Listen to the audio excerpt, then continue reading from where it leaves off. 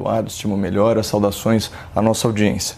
Bom, eu acredito que a democracia latino-americana ela não sairá tão abalada porque o que não mata tende a fortalecer. Isso também vale para o amadurecimento das instituições. Mas eu acho interessante também fazer algumas considerações laterais sobre essa tentativa de golpe de Estado lá na Bolívia.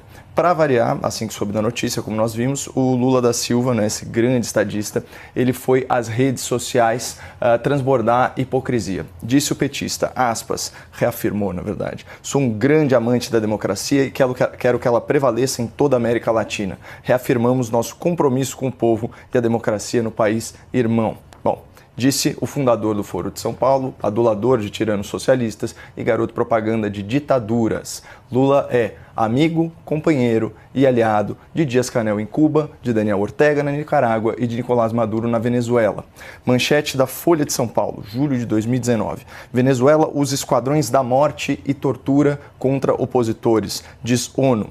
Bom, aqui segundo o relatório das Nações Unidas, entre janeiro de 2018 e maio de 2019, houve 80 mortes em protestos contra o governo venezuelano, além de 9.600 mortes violentas por, aspas, resistência à autoridade, que é a classificação predileta dos grupos de extermínio a serviço do chavismo. E como que o Lula da Silva trata esse governo assassino? Recebendo seu presidente ditador com tapete vermelho, se referindo a ele pessoalmente como um companheiro e, pior, praticando negacionismo humanitário ao afirmar que essa ditadura sanguinária, que trouxe morte para milhares e que trouxe miséria para milhões, não passa de uma narrativa de autoritarismo. Bom, em qual Lula nós devemos acreditar?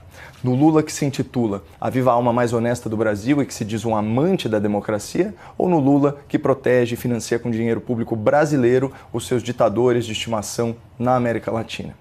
Enfim, cada um acredita no que quiser. Inclusive, tem gente que até hoje acredita que houve tentativas, no plural, de golpe de Estado no Brasil em 2022 e 2023. Em 2022, segundo o ex-comandante do Exército, que é testemunha-chave da Polícia Federal nesse inquérito, o ex-presidente teria consultado militares sobre, aspas, hipóteses de utilização de institutos jurídicos como a GLO, o Estado de Defesa e o Estado de Sítio em relação ao processo eleitoral. Aparentemente, o ex-presidente foi desaconselhado, ele foi dissuadido a seguir esse curso. Ficou em silêncio por semanas, viajou para o exterior e foi hospitalizado nos primeiros dias daquele ano.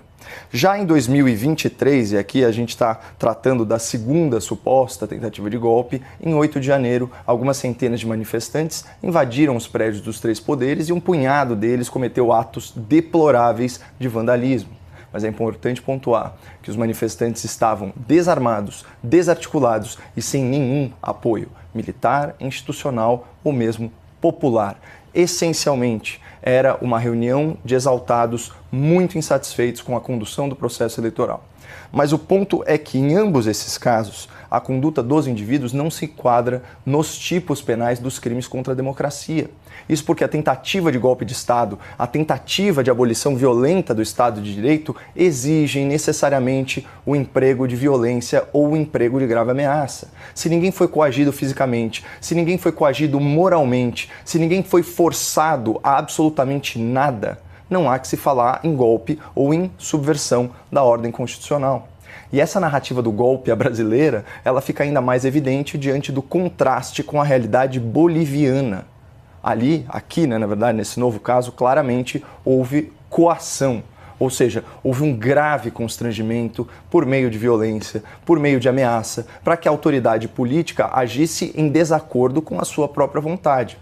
Aparentemente, o presidente boliviano não cedeu a essa tremenda pressão. E eu digo tremenda pressão porque, ao contrário do golpe à brasileira, protagonizado por idosos, cantando o hino nacional e rezando o Pai Nosso, o golpe à boliviana tinha apoio de autoridades e de setores das Forças Armadas e recorreu à força militar para coagir, para constranger o poder executivo. Dizer que houve tentativa de golpe de Estado aqui no país é o mesmo que afirmar que o que nós vimos hoje na Bolívia e o que nós vimos no 8 de janeiro lá em Brasília são a mesma coisa. Para mim, simplesmente não faz sentido.